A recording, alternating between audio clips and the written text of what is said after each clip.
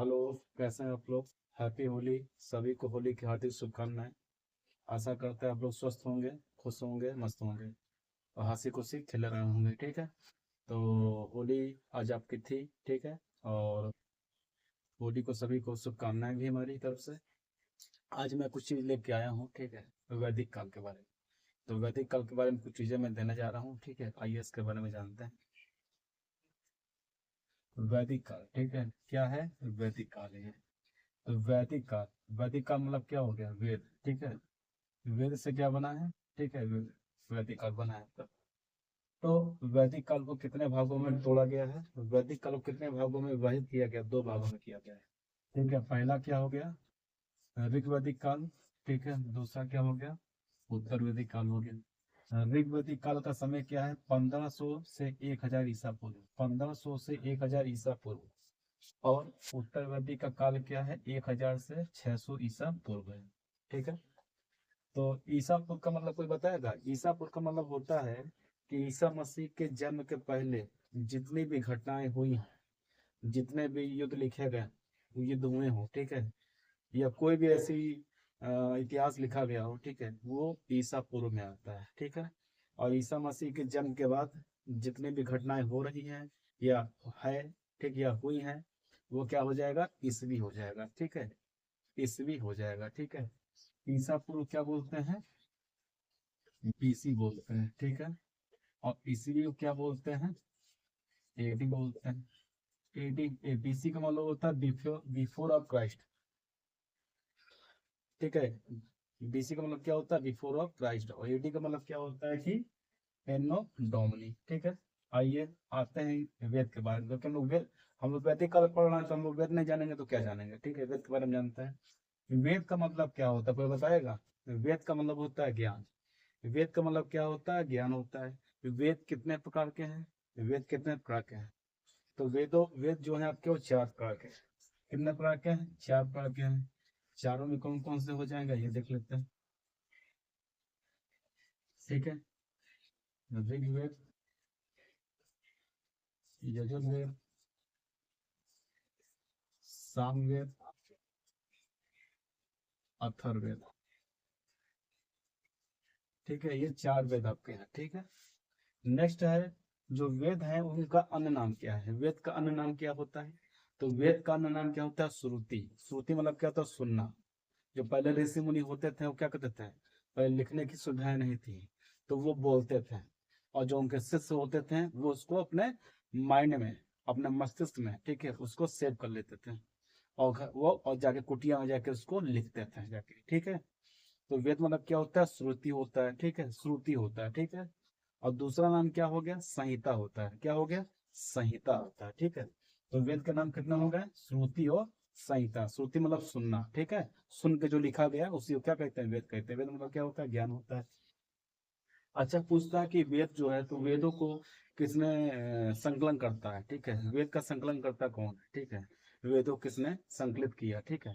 तो इनका नाम आता है महर्षि कृष्ण द्वैपायन। महर्षि कृष्ण द्वैपायन। ठीक है। और महर्षि कृष्ण द्वैपायन को ही हम लोग क्या बोलते हैं? कोई बताएगा? तो महर्षि वेद व्यास बोलते हैं। वेद व्यास। वेद व्यास वही हैं जिन्होंने क्या लिखा? महाभारत लिखा। जिन्होंने महाभारत लिखा था। ठीक है। इन्होंने क्या लिखा था? महाभारत। ठीक है।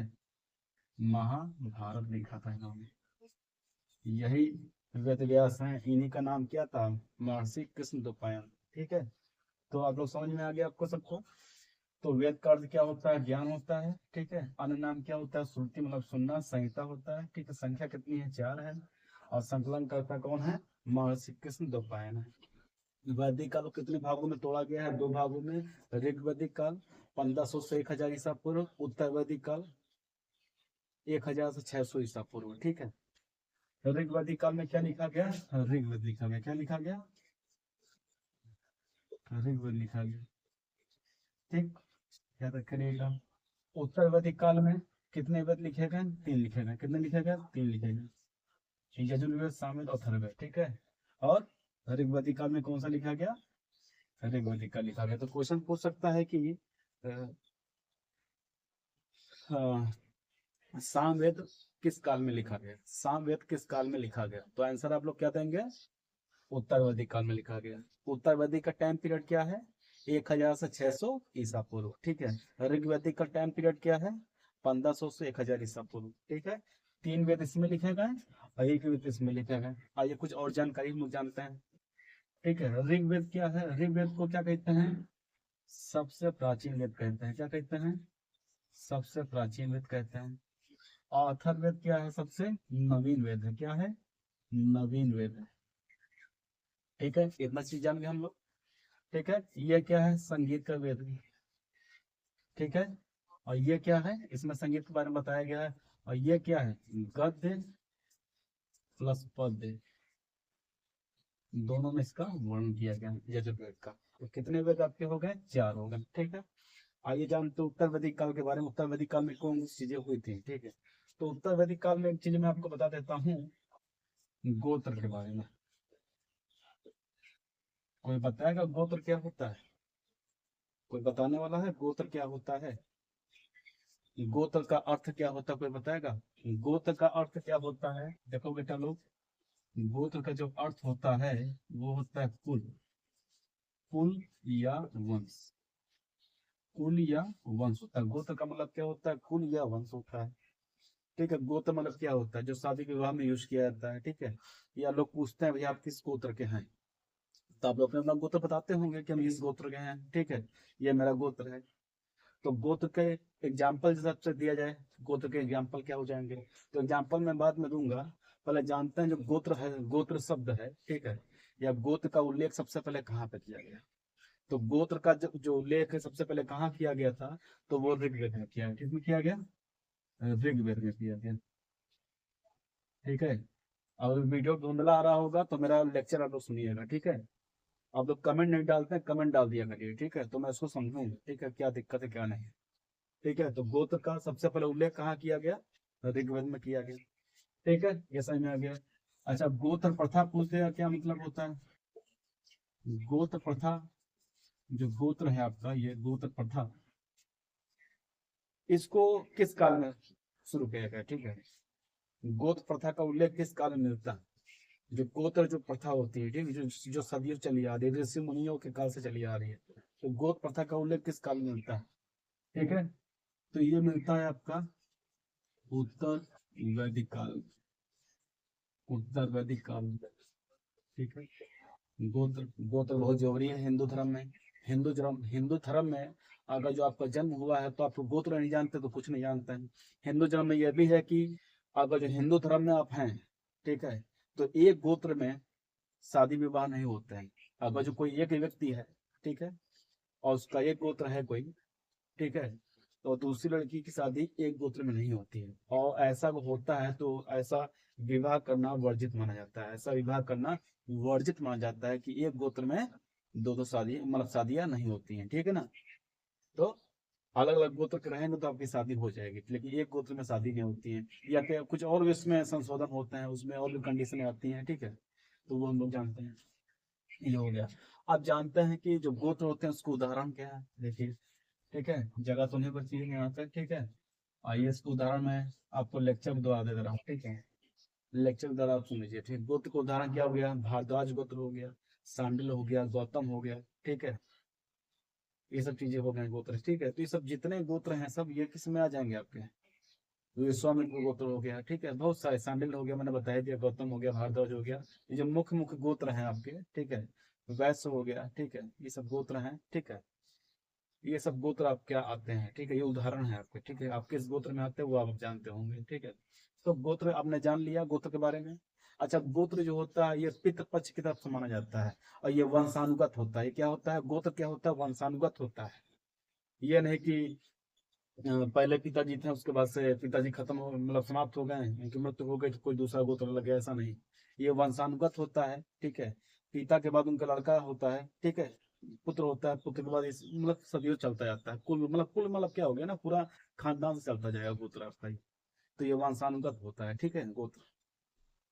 तो गोत्र के बारे में आप लोग जान गए। गोत्र का सर्वोत्तम उल्लेख कहाँ मिलता है? तो ऋग्वेद में मिलता है।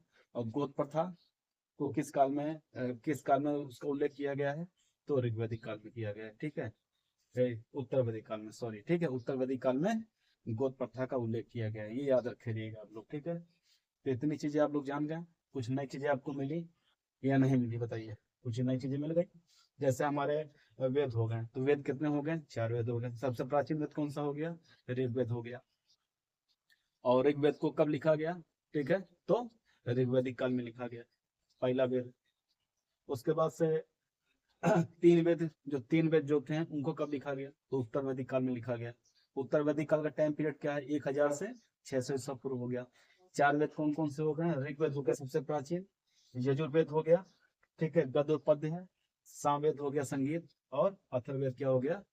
नवीन नया। ठीक है, इसके बारे में डिटेल में आपको मैं बताऊंगा, ठीक है। अभी इतना आप लोग जानिए, ठीक है। अभी आप लोग इतना जानिए, और मैं आशा करता हूँ कि आपको वीडियो समझ में आया होगा, ठीक है। इसको आप लोग पढ़िएगा, समझिएगा, जानिएगा। हाँ, कोई दिक्कत रहे तो आप लोग मैसेज डाल सकते हैं, कमेंट कर सकते हैं, ठीक है। और इतना था आज के लिए, ठीक है। तो आज के लिए इतना ही। और सभी को फिर मैं दोबारा कहना चाह रहा हूँ, हैप्पी होली। होली आप लोग मनाइए, और होली के साथ में वीडियो को पढ़ते भी रहिए, ठीक है, वीडियो को देखते भी रहिए, और वीडियो को शेयर भी करते रहिए, लाइक्स भी करते रहिए, ठीक है। आप लोग सब्सक्राइब नहीं करते हैं, सब्सक्राइब करेंगे तो चैनल आगे बढ़ेगा, और जब आगे बढ़ेगा तो आपको ज्ञान मिलेगा, अच्छे अच्छे वीडियो मिलेंगे। एक ही वीडियो में पूरा निचोड़ आपको मिल जाएगा, सारी सामग्री आपको मिल जाएगी एक ही वीडियो में। तो इसलिए मैं कहता हूँ कि इसको क्या करें, सब्सक्राइब कीजिए, लाइक करें, शेयर करिए, ठीक है। यही मैं कहता हूँ, कुछ नहीं कहता हूँ। इतना करेंगे तो मेरा मनोबल बढ़ेगा, ठीक है। तो आशा करते हैं आप लोग करेंगे, ठीक है। तो आज के लिए इतना ही, फिर मिलते हैं। Thank you very much.